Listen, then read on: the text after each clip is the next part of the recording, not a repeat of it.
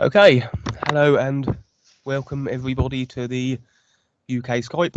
Hello, Duane and Ava and all the new friends on board.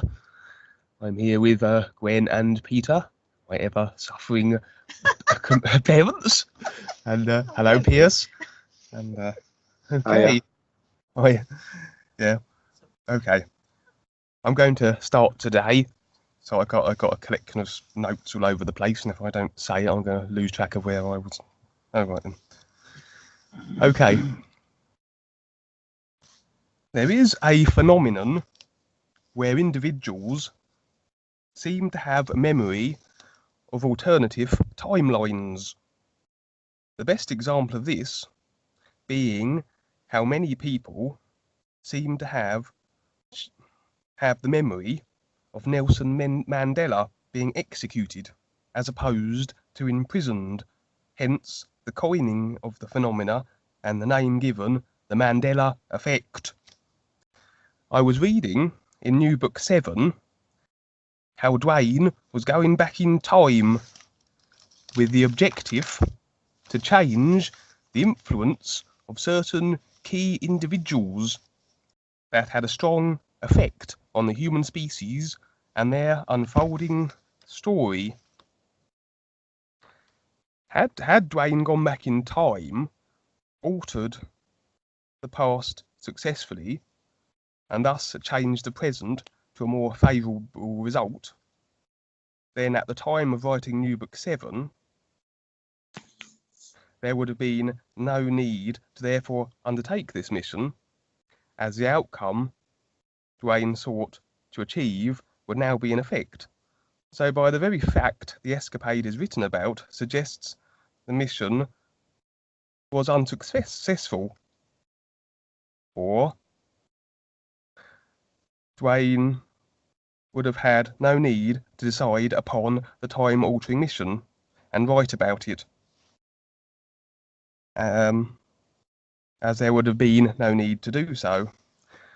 Or maybe the mission caused a separate alternative timeline to emerge in which, in one, Duane had success and in the other not, and thus a completely different world forged in each.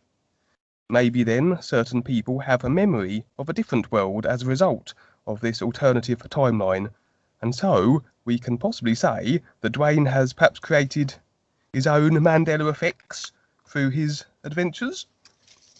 And if so, is this with a degree of risk involved? Might Duane inadvertently create paradoxical time loops, where that, at a certain point in the timeline, Duane must remember to go to these pivotal points in time to make these alterations, or that which he had effected may not come to pass, so possibly putting himself in a place where he must have to constantly make these trips, at least until, say, creation is no more. Can the new man and the guide see every possible outcome and so ensure no risks are involved? What if Duane made an alteration in time and the consciousness of humanity was actually made worse? Maybe situations that are so dire are the catalyst for a species wanting to break free of the shackles of creation, and a world made better puts them in a more apathetic la-la land state. Then there might never have been an opportunity for the new presentation, and maybe even the new man would not even be here. Maybe he'll be in the real universes instead. With these alternative realities, is Duane or the guides able to pop into these and glean insights? If the new books are so written as a result of Duane's adventures and undertakings, then this suggests different alternative realities have different new books, and perhaps different versions of Duane have different viewpoints or experiences that could be of use to the Duane that we know here. That's it for the first part of it, anyway. Oh, that's just part one? I fear so. Okay, you fear so. Actually, Val should be listening to this. Val, Pierce would be a great guest on your show. Val has a new show too, The Creative Literal Sides. Yes. You mean Kevin? Kevin would be great. Yes. I thought this was Pierce talking. Kevin. Oh, it's Kevin. Okay. Definitely. That's in an alternative reality, but this is Kevin. Oh, okay. Yes, we are somewhere else, aren't we? Yes. You have fun. You have fun making these things up. Yes, you have to be on Val's new show because this is what it's about, the creative, literal side of things. So there's many people interested in this, and a step at a time. But yes, like anything. It's interesting what we do and what we decide to do and what comes about where we have the opportunity to do something. So we've all done this. We've all been engaged in things like this. It's very, very interesting. And it also gets very complex, just like your observation there, etc. It's kind of fun. But at the same time, it all comes into the nowness, what life is. And so all of us are all over the place. We just gradually wake up to this. We become more aware and recognize how we are all part of life itself, and each part of us does what it does. So, and again, wherever we're at, we decide that moment, just like right now, we're all here and we're deciding. And so, yes, let's say the new presentation, etc., what has taken place. And just like when Paul came, it was decided here.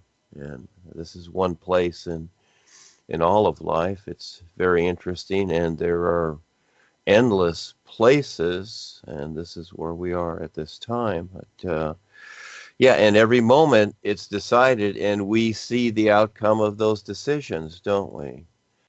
It's quite amazing. So realistically, what is an answer for all of this? It's just every moment we make a choice. And that's what we do. And things become what they do according to how we see them. And the world itself, we can present whatever we do to the world like we're doing right now. And the world decides. And the world is still deciding to get worse. And so whatever's implemented, whatever's suggested, etc., each person makes a choice. So it's a big deal. To most people it isn't because they're not aware enough to see it. So as we're presenting this, it's at least something. So without us here, it would really be a lot worse. So you really can't too much interfere with the free will of others. They're going to do what they're going to do, and this is where it's become hostile on the planet. We've seen history. It's basically all hostile. It's hostile today. It's a hostile environment. It seems, excuse me, it seems to be okay, but it's hostile environment and nothing but confrontations that are not necessary, but still people are continually doing them. Just everybody that gets up and drives their car out there, it's a confrontation. They're deciding to pollute the planet, and people want to do better, but they don't have the opportunity because they're shut down. So to answer your question, young man, that's a quagmire, but you kind of get the basic idea there. So it's really stepping up and doing something realistically, which we're doing, which is part of the adventure. And then we just see how it comes out, because people that are here, they make choices as we are. And so, yeah, we'll see how this adventure comes out. And yes, on the real side, there's many more books that are written, etc. I remember when we had the Iranian Skypes, Sam was bringing forward some of the people that saw the bigger books that I was writing on the real side. And he was saying that one sentence took a month to read, etc. So there's always something else. So we go through these literal steps until we start to see the reality of what life is. But we go through those literal steps, and they're huge. So yes, that's a very interesting question. And yes, you have to be on Val's show. Yes, Val. Okay, yes, thank you for that. Yeah, part 2 was actually more an observation really than a question, but I was just pondering that the explanation for how certain people have access to memory of alternative timelines must be due to their awareness. The memory body, the physical vehicle, is like, my favourite analogy, the DVD player recorder, but with one DVD at a time, an individual's life and all experienced in it. If an alternative was made, and then it's as though the DVD was exchanged for another. Now the individual has only access to this new DVD, a remastered version, and the old DVD no longer available and no memory of it. But real awareness, beyond the mental body, would allow an individual to perceive beyond the limitations of the DVD player with whatever DVD it is restricted to, and so, in effect, be able to see an entire DVD collection and have access to them all. And I was imagining that the controllers are most likely to popping in and out of timelines as well and dabbling in time travel, but with far less awareness of the potential dangers their alterations may cause. Naturally, they will be doing what they do for their own devious ends. Could they conceivably, perhaps though, go back in time and cause a chain of events to sabotage the new presentation? Let me turn my page. And I was thinking then maybe that's why you possibly were unsuccessful in your missions in Nubook 7, because perhaps as soon as you achieved a goal, maybe they went back and changed it back again. And I was thinking such activities could go on forever.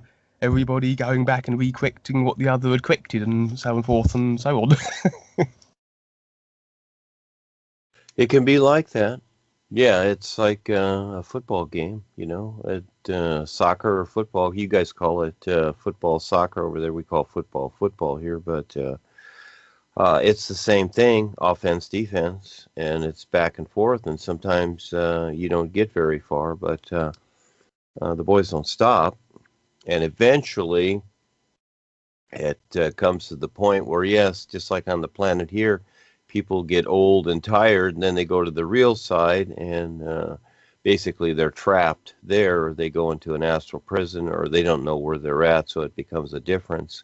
Now, the reptilians are a little different because they live for thousands of years, so, and they shapeshift, so, you know, they've paid attention to that, where us as people here, as humans or whatever species, you know, we live very short lives, and so, you know, when we go to the real side, mainly because of how civilization has been indoctrinated here socially, people take those same attitudes with them, and this is where many times they don't know where they're at on the real side, etc. So yes, it can do that, and it does that at times. I've tried to get certain things done here and been blocked many times. It gets close. It's an almost thing, and many times being blocked. So there's always a bigger adventure. I've seen it on the real side where the boys will start something else.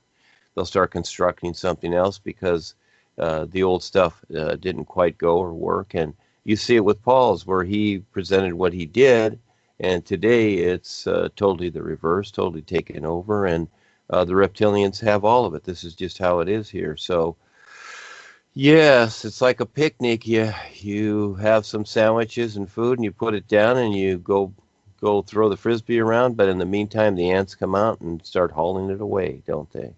So yes, we have a few moments to pay attention here, and really that's it, because it goes very fast, and especially now with what's going on in the world, with everything that's being amped up and etc. So we only have a few moments, because it can get chaos, and with all the strikes and the demonstrations and what's happening in the world, and they're instigating a lot of this too to confuse people, plus everything else, you know, with the chemtrails and the HARP and what have you. So yeah, how long do we have here?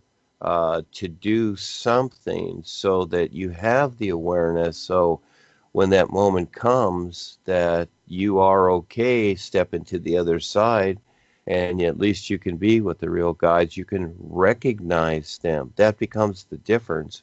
It is that recognition. So, yeah, we're into everything here, and the elites, they do the time travel thing and what have you. And realistically, they don't have to. They can go, like the Montauk Project. They can go right into the individual themselves, because everybody has their own time track, and they can pick and choose things accordingly, with how they frame people's minds, hypnotize them, brainwash them, do all these things. So, yeah, it's a real challenge here, isn't it, with what we have? And we're bombarded by microwaves and subliminals constantly. And, yeah, so... Okay, so you've brought some things up, and I would say you're scaring your parents there, Kevin. Yeah. Yes, my parents are definitely looking a bit unnerved. Yes, I was really enjoying Nubook 7. I liked all that time travel escapades. That was really cool stuff. Okay, I'll share a couple of dreams, and then I'll pass on the mic. Okay, this was a couple of dreams I had last week.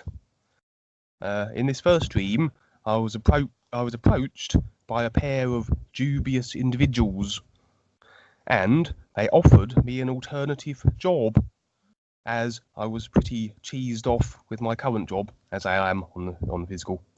So out of curiosity, I went with them. Then it suddenly occurred to me that I wonder if these are controllers trying to buy me off or something. Or maybe even the guides testing me. It would, in fact, I think, turn out to be the former, as they suddenly revealed themselves to be vampires, and they demanded to drink my blood in exchange for a position they would offer. I refused them at this point, and then they all attacked me.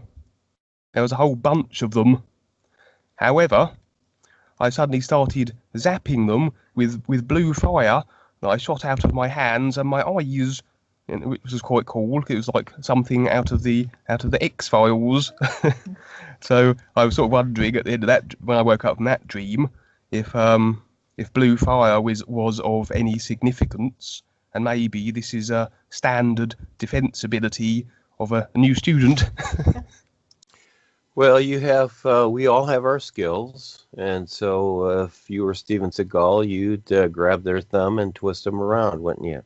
So there's different ways to do it. Yes, the offers are always made like that, and I met one gal that she was very consciously offered that. They will give you anything because they don't care. The system's created out of nothing. You see the people that are bought off, especially, they're more than obvious, like Trump. It's Bill Gates, and just go on, George Soros, etc., and Buffett's, and all these people. They're all bought off. That's why they're doing so well, and they manipulate the masses, and people listen to them, etc., because they're also threatened. You see, the thing is that first what they'll do is they'll make the offer, and it's very real. Because they see what you're doing with us here. And they come to everybody. Everybody will have experiences like this, and they won't stop. Harry and Joni do this stuff all the time, so they pester people and whatever because they want people to comply. And just like there's an old movie from the 50s, it's called the original one, Invasion of the Body Snatchers. And so as these pods came down and the duplicates came out, where they landed with people, the people, as soon as they went to sleep, they were unconscious, and the new ones came out. It was the New Order. It's a fun little film to see. Came out in the 50s. It was the original one. And so, yes, yeah, this is very common. And if they can't get you because they want certain people, then they will threaten you, or they'll destroy you. It's like they don't need you, etc. So yeah, very real confrontation, because this is really what this world is, and they start there, and you'll get sometimes subtle ones here or direct ones here etc. So, they watch the human farming. They watch the people in the prison yard here. And those that become successful or whatever, because they like the risk takers. They look for the risk takers. They don't want the for the most part, most people are sheep. So those are the ones that are eaten. Okay, those are the ones that are herded and eaten, kidnapped, whatever. Eventually, they're just there if they need them. But they look for exceptional ones because it really takes a lot to get a person to become, you might say, evil. Just like Obama and all that, they trained him since he was a young boy, and for him to do what he did and to buy him off, etc. And they go after the young people because they're a little bit more persuasive. That's why Hitler had the German youth. Those Germans, those youth were turning in their parents, etc., because they were easily swayed. Because kids like the adventure. To them, it's just an adventure. But then as they grow up and become more aware, it becomes very real. And it's kind of like the original X-Men movie. The kids start off young, and all the experiments done on them, like Wolverine and things like that, etc. These things are, in their own way, very real. They're happening all over the place constantly, and they have underground things, etc. So, yeah, you're experiencing what's going on, and this is where most of the world doesn't want to wake up to this. And a surprise, it only gets worse, so they have to deal with it, but you're consciously seeing it, and you do have protection there, so you have your own, and the boys are there. The boys watch their own. Those who are doing the new you and paying attention here, they're there. You may not see them because they're in back of you, okay, but they are there. I've had many people come up to me on the real side with guns and threaten me and etc., and all of a sudden they just drop their guns because the boys are in back of me. They see them and they won't do anything. And so the reptilians will pick on those people. These are the original vampires. They will pick on those people that are the most vulnerable. They see your vulnerable spots. We all have something. And they see this, just like you see other people or other people and you see how they are. They continually watch others. This is all they do. That's why we have cameras all over the place, face recognition on Facebook and everything else, because they're constantly watching. This is all they do, is want to possess others. And so they will get in any which way they can. So yeah, you very real, young man, and when you tell people that, it becomes a little scary. They don't want to hear it, but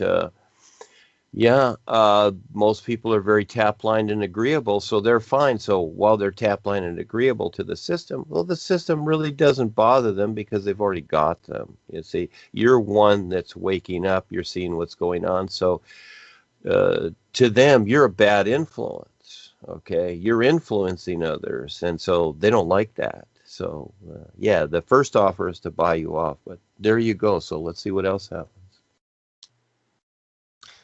Okay, yes, I mean, who'd want to work for vampires anyway? Sounds like a dead-end job to me. Oh, Kevin. Okay, anyway, yes.